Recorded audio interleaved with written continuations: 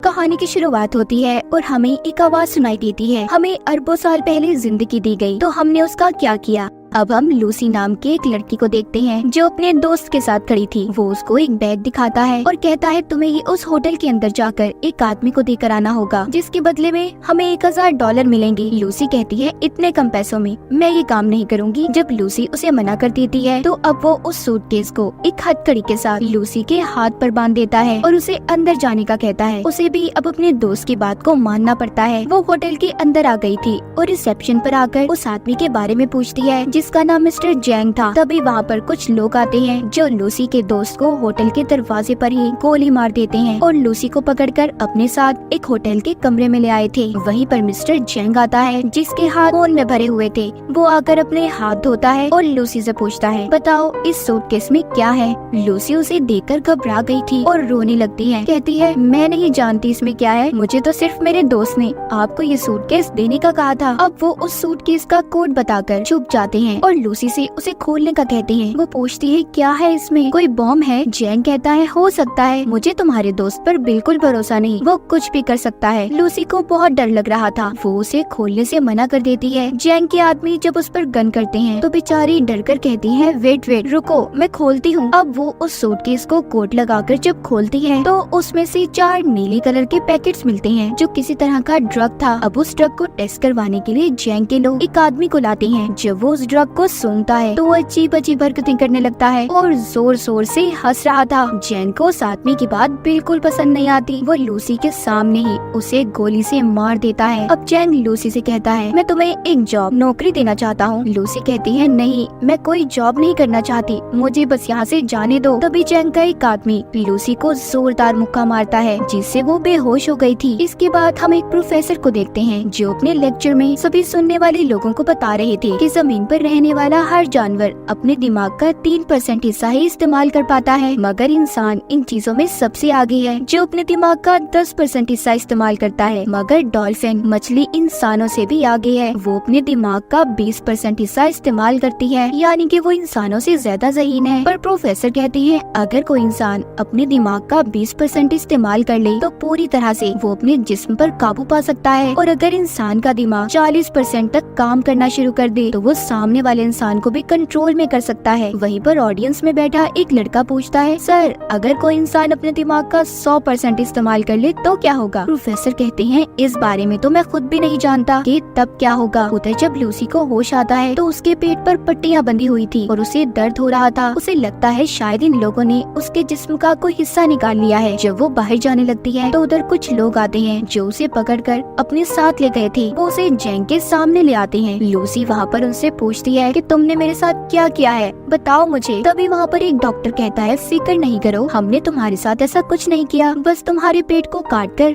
उसमें ड्रग्स के पैकेट को रख दिया है। अब वहाँ पर 3 और आदमियों को भी लाया जाता है जिनके पेट में इसी ड्रग को रखा गया था। दरअसल इन चारों को ये ड्रग अलग अलग जगह पर डिलीवर करना था और अगर इनमें से किसी ने भी चालाकी करने की कोशिश की तो इनकी फैमिलीज को मार दिया जाएगा। जैंग के आदमी इन लोगों के मुँह पर कपड़ा डालकर इन्हें ले जाते हैं। इसके बाद लूसी खुद को एक बंद कमरे में पाती है जहाँ पर वो आदमी था जिसके लिए लूसी उस ड्रग को लेकर आई थी, मगर वो उसके साथ बदतमीजी करने की कोशिश करता है। जब वो उसे मना करती है तो वो आदमी अब लूसी को मारने लगा था। वो उसे नीचे गिराकर उसके पेट में जोर जोर से टांगे मारता है, जिस वजह से लूसी के पेट में जो पैकेट था वो फट जाता है और ड्रग उसके खून में शामिल हो गया था। उस ड्रग के खून में शामिल होने की वजह से लूसी के जिस्म में अजीब होने लगा था। वो तड़पने लगती है और उसका जिस्म हवा में उड़ रहा था। जब उसको होश आता है तो लूसी अब नॉर्मल हो गई थी। वो पहले जैसी लूसी नहीं रही थी। जब वो आदमी दोबारा से उसके पास आता है जो पहले उससे बदतमीजी करने की कोशिश कर रहा था तो अब वो उसे खूब मारती है और उस जगह से बाहर आ गई थी। वो बाहर आकर वहाँ पर सभी बैठे हुए लोगों को मार देती है। इस लड़ाई में लूसी को भी एक गोली लग गई थी, मगर वो बड़े ही आराम से उस गोली को अपने जिस्म से अपने ही हाथ से बाहर निकाल देती है। दिखने में ऐसा लग रहा था कि जैसे उसे कोई दर्द महसूस ना हो। अब लूसी उस जगह से बाहर बाहर निकलकर कुछ और लोगों को अपनी गन से मार देती है और फिर टैक्सी लेकर हॉस्पिटल पहुंचती है, जहां पर कुछ डॉक्टर एक मरीज का ऑपरेशन कर रहे थे। वो स्क्रीन पर जब उस मरीज के दिमाग को देखती है, जिसके बाद उसे गोली मार देती है और डॉक्टर से कहती है कि यह आदमी वैसे भी मरने वाला था, मगर लूसी कैसे जानती थी कि वो मरने वाला है? शायद इस पर उस ड्रग का असर था और इसका दिमाग अब 20% काम कर रहा था। वो डॉक्टर पर गन करके कहती है कि मेरे पेट में ड्रग का पैकेट है, जल्दी से मेरा ऑपरेशन करो और ड्रग को बाहर निकालो। डॉक्टर गन को देखकर डर जाता है। उसके पास लूसी की बात को मानने के अलावा कोई और रास्ता नहीं था। जिसके बाद लूसी अपनी मॉम को फोन करती है और कहती है कि मॉम, मैं सब कुछ महसूस कर पा रही हूँ, ये हवा, जमीन की आवाज, अपने अंदर की आवाज, सब कुछ, यहाँ तक कि मुझे अपने बचपन की सारी बातें याद हैं कि कैसे मैं बड़ी हुई। लूसी अपनी मॉम से बात करती रोने लगी थी और उनका शुक्रिया करती है कि उन्होंने उसे इतना प्यार दिया। डॉक्टर अब उसका ऑपरेशन करते हैं। उन्होंने एक पैकेट को उसके पेट से बाहर निकाल लिया था कि इतना सारा CPH4 ड्रग, वो भी इतनी मिकदार में। डॉक्टर ये सोचकर हैरान और परेशान थे कि लूसी के जिस्म में अगर ये ड्रग शामिल हो गया है तो वो अब तक कैसे जिंदा है। लूसी डॉक्टर से कहती है कि मैं ज्यादा देर जिंदा नहीं रह सकती। वो अब ठीक होकर चैंग के पास वापस जाती है और उसके सभी आदमियों को एक एक करके मार देती है। फिर उसके बाद वो चैंग के पास जाकर उसके दोनों हाथों में चाकू को मारकर उससे पूछती है कि मुझे बताओ बाकी के आदमी कहाँ पर हैं जिनके पेट में तुमने ड्रग को रखा था। मगर चैंग जब उसको कोई जवाब नहीं देता तो वो अब उसके दिमाग को पढ़ने लगती है, जिससे लूसी को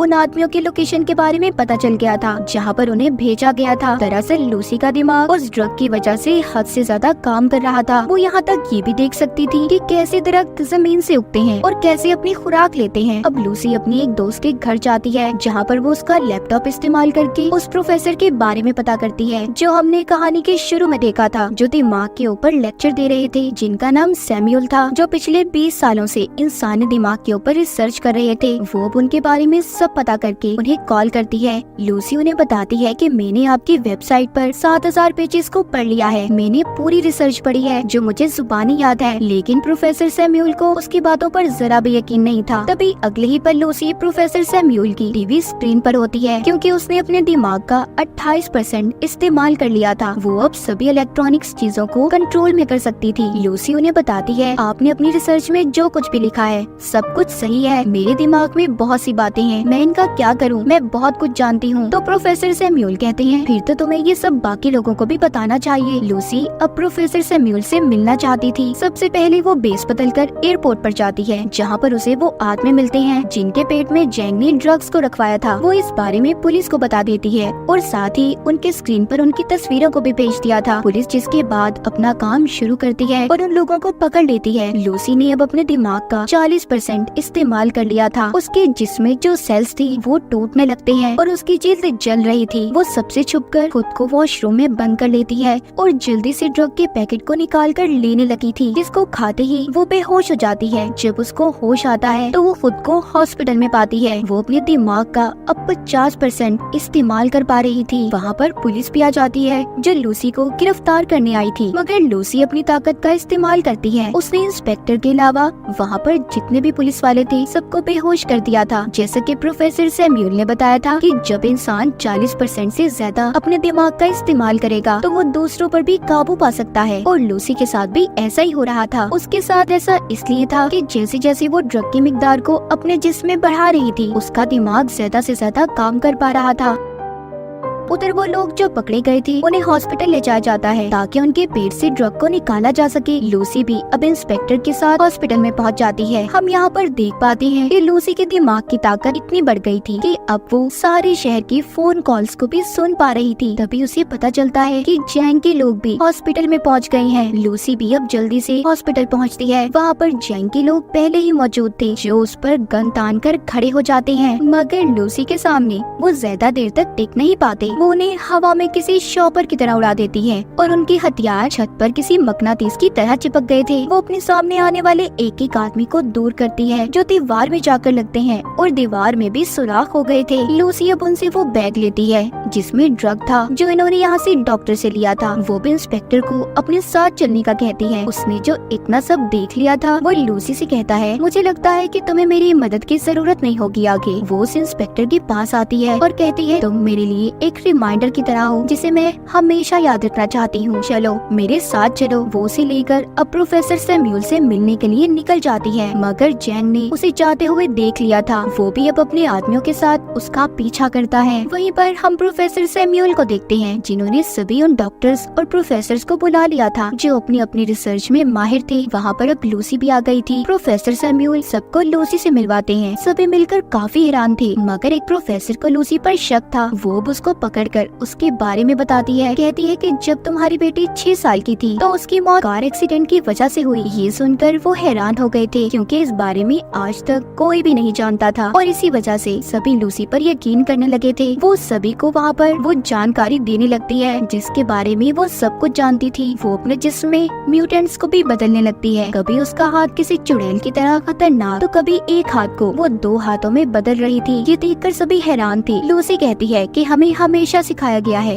1+1 2 होते हैं। दरअसल नंबर होते ही नहीं है। ये नंबर्स तो इंसान ने खुद को समझाने के लिए बनाए हैं ताकि उन्हें चीजें आसानी से समझ आ जाए। प्रोफेसर सैम्यूल कहते हैं कि अगर दुनिया मैथमेटिक्स रियाजी पर नहीं चलती तो फिर कैसे चलती है। लूसी उन्हें समझाती है कि एक गाड़ी है जो बहुत तेज चल रही है और चलते चलते वो इतनी तेजी से चलने लगी कि दिखना ही बंद हो जाए। वो नजर तो नहीं आएगी पर चल रही होगी। असल में सिर्फ एक वक्त ही जरूरी है। टाइम, वक्त के बगैर हमारा कोई वजूद नहीं। तभी वहाँ पर जैंग और उसके लोग आ जाते हैं। उन्होंने बिल्डिंग को चारों तरफ से घेर लिया था। इंस्पेक्टर लूसी से कहता है हम ज्यादा देर तक उनको नहीं रोक पाएंगे। लूसी अब अपने जिस्म में MPH4 ड्रग की ड्रिप्स को लगवा लेती है जो कि हॉस्पिटल से लेकर आई थी। वो प्रोफेसर को कहती है कि मैं एक कंप्यूटर बनाऊंगी और अपनी सारी जानकारी उसमें महफूज कर दूंगी। फिर जिसके बाद आप उसे एक पेन ड्राइव में स्टोर कर लेना जो आगे की जिंदगी में इंसानों की भलाई के लिए काम आ सकता है। प्रोफेसर जानते थे कि इतने ज्यादा ड्रग्स की डोज लेने के बाद लूसी बच नहीं पाएगी। लूसी भी इस बात को जानती थी, मगर अब वो खुद को सेक्रीफाइस कुर्बान करने के लिए तैयार थी। वो अपने दिमाग के 70% हिस्से को इस्तेमाल करती है,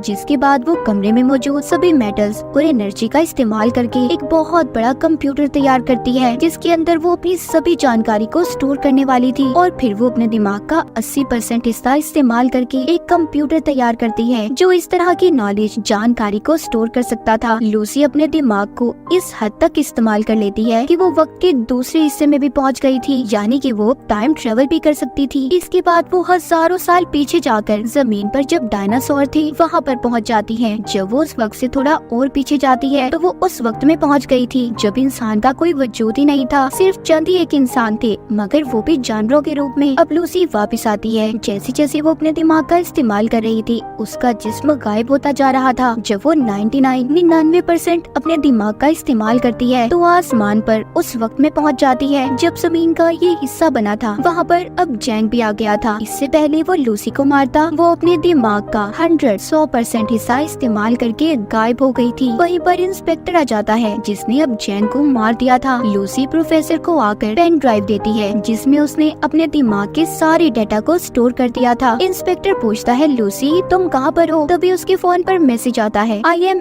एवरीवेयर, मैं हर जगह पर हूँ। कहानी के आखिर में हम वही आवाज को सुन पाते हैं जो हमने कहानी के शुरू में सुनी थी कि अरबों साल पहले हमें जिंदगी दी गई, मगर हमने उसके साथ क्या किया, क्या समझा अपनी जिंदगी को। हमें एक बहुत ही एडवांस कंप्यूटर दिया गया है और वो है हमारा दिमाग, मगर हम पैसे कमाने के लिए अपने जिस्म का तो इस्तेमाल करते हैं मगर अपने दिमाग को कोई समझ पाता है। और इसी के साथ इस मूवी की कहानी यहीं पर खत्म हो जाती है।